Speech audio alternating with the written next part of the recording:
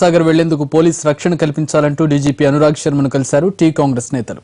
రైతులను పరామర్శించేందుకు వెళుతున్న నేతలను అరెస్ట్ చేయడం సరికాదని అన్నారు. తక్షణమే అక్కడ 144 సెక్షన్ ఎత్తివేయాలని డిమాండ్ చేశారు.